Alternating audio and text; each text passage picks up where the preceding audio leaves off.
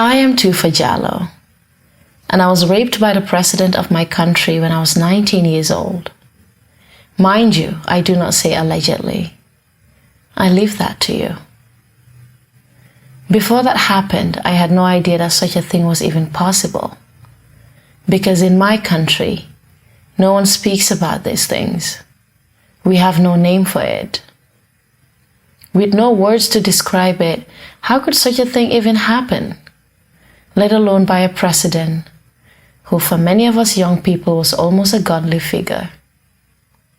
When I was born, he was already in power, and his image stared at you everywhere you turned. Jammeh was all we knew. I had to flee the country and leave everything behind. It's only when I found myself in a space of survival that I came to realize that men in power do get a kick out of coercing submission, of establishing their domination on women's bodies. Jammeh, it wasn't enough to be powerful, ordering torture and killings. No. He needed to leave his indelible trace of supremacy on us. He led by example, and many of his subordinates did exactly the same. And across oceans, other men who didn't rule nations but lived in a bubble of power fueled by the silence and quasi-worship of people around them. They too did exactly the same. Think of Harvey Weinstein. He used his power, both physical in terms of his huge size and power in terms of his standing within the industry, to violently assault, rape, and abuse women. Of Jeffrey Epstein. Jeffrey Epstein was a billionaire New York businessman whose vast wealth brought an arrogance that knew no limits. Damn the consequences, he acted as if he could have anything he craved. But what he desired most was sex with young women and girls. For years, he abused them at will. And El Chapo. Drug lord Joaquin Archibaldo Guzman Loera, known as El Chapo, considered the youngest of the girls as his vitamins because raping them gave him life. But as history has shown, even the most powerful men fall. After 22 years of a brutal regime, Jammeh had to flee the country in January of 2017. Gambians celebrated his departure, and soon after a truth commission was set up. We call it the TRRC.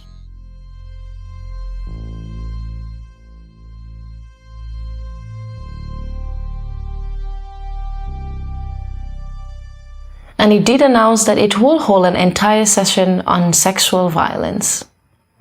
But even before that, sexual violence did come up at the TRRC several times, but often as a side detail, and many did not even pay attention to it.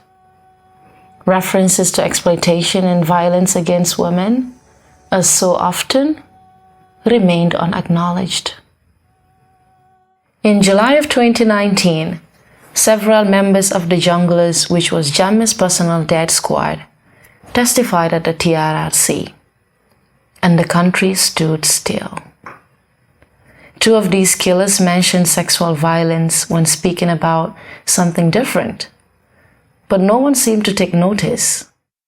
Here, one of the most notorious killers, Malik Jatta, was interrogated about what the Junglers would do when they were done killing and how life at their headquarters was like. There was a lot of alcohol, correct? Yes, correct. Were you drinking? I was not drinking. There was a lot of cannabis. Yes. Were you smoking? I was smoking heavily then. All of you were smoking heavily? Yes, sir. And what other vice was going on in there? That was these ladies they bring in, and I wouldn't be happy with that, but I wouldn't choose to obstruct them too. Where would they get them from? They used to come from places like Kawas, and they would sometimes come up to Senegambia to pick whatever is their choice. And how about the trafficking in cannabis? It was going on. Wait. Back to the ladies. Were these women sex workers? If yes, were they paid or were they forced? Why would Malik Jatta not like the fact that they were brought in? But the trafficking in and smoking of cannabis seemed more important to dwell on. Which they were made for me that I'm against them. Here is another jungler, Ismaila Jammeh, who, unlike Malik Jatta, did not commit to any implications in the crimes committed and had very heated arguments with the lead counsel. In one instance, he denied participating in the killing of several men in April of 2006 and claimed that he was just a bystander. And in the effort to justify that position, he used this expression. That is what you want us to believe? No, there's a saying, they said, if you know that you cannot avoid the rape, just enjoy the sex. And indeed, you did. What I'm saying is... And you did. Well, I can assure you, there is no such saying in our local languages. This was probably made up by the jungler or similar circles. But we will never know, because no follow-up question was asked, despite the fact that the TRC had had witnesses speaking of rape and gang rapes committed by men in uniform. If this was indeed a saying, how did it translate in military camps, killing sprees, and prison cells? Speaking of prisons, a witness mentioned that female prisoners were brought to David Colley, the director of the infamous Mile 2 prison, a prison described by the UN Special Rapporteur on Torture as cruel, inhumane, and degrading. Lamin So, boy David Colley. He was a stooge of David Colley. David Colley lum soxla mom moko de doxal. Whatever David Colley needed, he did it for him. Su fa nekut, if he is not present, Pa Diouf moko de defal. Pa Diouf will do it for him. Because for them, Jimbo daf ko de indil jigen. Jimbo used to bring women for him. And when Jimbo is not there, Pa Diouf used to bring women for him. Yes. And at that one, many officers in the prison system knew about it. When you say boy, what exactly do you mean? So hene moy won boy am lolu num teki Odlem la. Was this oddly? Again, not a single question was asked about what was just said, which to me sounds like the director David Colley was raping female prisoners. He and his boy Lamin Sow both came to testify. Yet never were they asked a single question on sexual violence. And this was supposed to be an entire session devoted to the conditions in prison. As a matter of fact, the TRC only discussed the male wings but failed to examine the conditions in the women's wing. When men talk, women's stories remain invisible. And when a very few find the courage to testify, their stories are doubted. One of them was Binta Mane. She preferred not to show her face, but her name and story are well known in the Gambia. She was raped by a man in uniform in the year 2000 when she was just 15 years old. She told the TRC what had happened to her. You told us that at that point he assaulted you. Is that correct? Yes. What do you mean by that? because I am going to bank otole anyapitan kam force okon. He fell me on the ground and he imposed himself on me forcefully. Did you sustain any injuries in your private part? Kantu wato mina after yembula wato ata yellow bolan. Yes, because when he released me, blood was flowing. I was returning, crying along the way.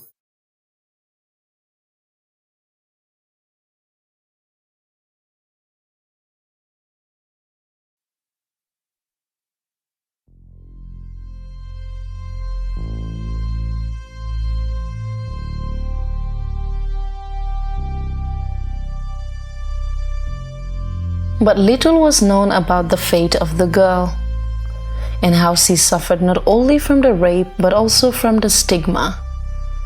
She was forced out of school and married off by her father to an older man who, according to her own words, she did not appreciate. Which means that she had to have sex she did not consent to. A legalized rape to save the honor of the family. Let that sink in for a moment. Her testimony was extremely powerful and backed by other witnesses. Her teacher, a student activist, a brother, all confirming what had happened to her. But when the TRC referenced her story, they continued to use the word alleged. Listen to that exchange the lead counsel had with the former vice president of the Gambia, Aissatou Njie Saidi, about this case. As vice president of the country, didn't you know that there was a problem in Birkama? I didn't. I was told during the demonstration. After the demonstration, the security briefed me, yes. Then I knew. Did you at any stage hear that a student called Ibrahim Bari was killed or died in Birkama? I only knew when the demonstration happened and they explained that to me, yes. The security told me. Did you hear before that day that a girl from Birkama Secondary School was allegedly raped at the Independence That Stadium? also the security told me when the demonstration happened. Madam Vice President, did you read the newspapers about what was happening in your country? Did you hear that? Allegedly. Allegedly is the word that sticks to rape. At the TRC in the Gambia and often around the world, the stories of men who were tortured are believed. But we, the female survivors, often our stories are still only alleged until the courts decide, if ever. In October of 2019, the TRC published a list of upcoming themes, and only for sexual violence was the term alleged used. Not for the witch hunt, not for the torture, not for the killings, not for the arrest.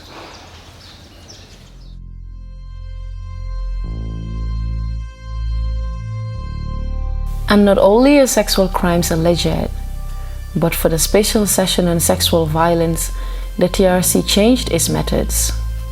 While before it had been eager to hear names of accused perpetrators, when it came to sexual violence, witnesses were told explicitly not to mention the names of perpetrators. Instead, they had to use numbers. Can you look at your list and tell us who are some of the individuals that you would call in order to bring people to the residence late at night? Killing. 1. Fula. 2. Survival was very difficult, and seeing a man who could help, but he only wanted you to go to a hotel room with him in order for him to help. His name is on the sheet is number 44. Who and what exactly does that protect? This young woman preferred to remain anonymous. She told the commission about the many instances in her life she was harassed and attacked by men in power. A religious leader, state officials, even one who's still working for the Ministry of Justice. But the reason she was asked to testify was that she had worked as a protocol officer for Jammeh for 3 years. During her testimony, she described a system of rape and sexual exploitation of young vulnerable women. Yeah, Jammeh was very powerful and cunning, and using his position of authority, he put a system in place using state institutions and resources to ensure that women would not or could not say no. For me, his system was wicked, and he targeted young women from vulnerable families. Most of the time, these young women were the ones supporting their entire family. He sometimes even directly supported the family, appearing as a generous benefactor. He made me believe that he was a father to me or a mentor. He made promises of education and scholarship, and we all longed for a better life. And it is at that time that when the confidence was built, that he made me sexual demands in return. If you said no, he makes sure you suffered, humiliates you, makes others to belittle you, and this is my story. Others tell that they had no choice but to accept his advances and become his sexual slave. For some odd reasons, when Jammeh started to show interest in me, I thought that I would have a choice. The choice to say no. You know? That thing you say when you don't want something? But I was wrong. In 2014, I won a talent show hoping that I would get a scholarship to study abroad, as indicated to be the grand prize. But Jammeh started his courting ritual, like a spider spins its web. And over 6 months, he gave gifts and cash, had running water installed at my mom's house, offered me a job which I declined. As a last resort, he asked me to marry him. When I refused this again, he took offense. Who do you think you are? And that he is the president and that he gets any woman that he wants? Yahya Jammeh did not want sex with me or pleasure with me. What he wanted to do was to hurt me. What he wanted to do was to teach me a lesson. What he wanted to do was to manifest his ego. Just like many of us can't believe that a girl can say no, someone like Yahya Jammeh and in his position found it very disrespectful for a 19-year-old from not an elite background or not the daughter of a president to somehow gather some kind of audacity to say no to him. That he is a man probably who hasn't had so many no's. And my no wasn't because of a sense of understanding or I was better off, I wanted to. My no was just because I felt it was wrong. This is my story. This is the story of many who remain silent. Because for some weird reason, people out there think that women make these stories up. And I wonder, why on earth would anyone voluntarily take on the shame, the blame, the public scrutiny just to accuse an innocent man? Especially in a society where being raped is a social suicide. They call us liars and they insult us. The politically correct ones hide behind the term alleged, arguing that there is no one to prove the crime. Other than the woman, of course, but then again, she cannot be trusted, right? However, when men claim that they were tortured, very few doubt their stories. Why is that?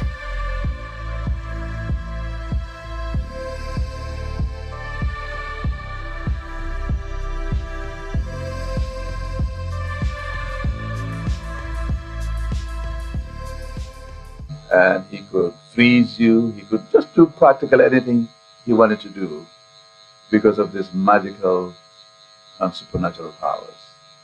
And I think he was able to convince a lot of people, especially for those patients who had HIV/AIDS, which led to disastrous consequences. And the fertility treatment? And the what? Fertility treatment? Yes, the fertility treatments. It's surprising he had only two. 2 children, yes. That's the irony, isn't it? But he was said to have had many lovers and raped a lot of women. We have that every year.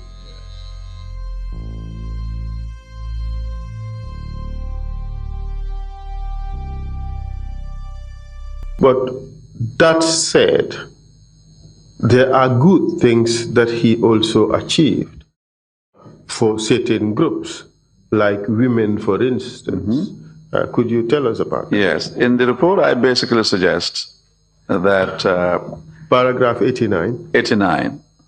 Jammeh should be credited for having promoted many women to important positions of power. Indeed. Some would argue that some of these appointments were basically posturing. Well, so are the appointments of many others, politicians. I think I want to see Jammeh as having at least made an effort in some regard. I don't want to see him or paint him as totally irredeemable. Oh, I'm so sorry. Recognition of powerful men without recognizing the stories attached to them, especially in a truth commission setting, is an eraser. It is even more painful when it's coming from the very institutions created to help us heal. The truth is, when the banter fades and the cameras go off, you move on to the next witness, the next story, onto the next headline. We don't. Ever. We watch, we listen, we learn to live all over again as we continue to hope and pray that it was all worth it. You know, ignoring social media blogs and experts is one thing. Letting institutions that are supposed to create rooms for justice and healing to erase us, that is not an option. From international courtrooms, Senate hearings in the United States, to the truth commissions in the Gambia, this common sense of doubt cannot continue to be the very best we can offer.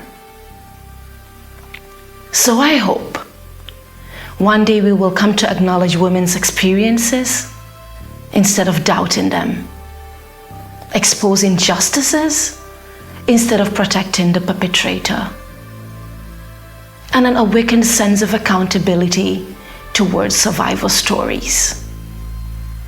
I want to imagine a world in which women's stories matter and their strength help forge a new path for all of us.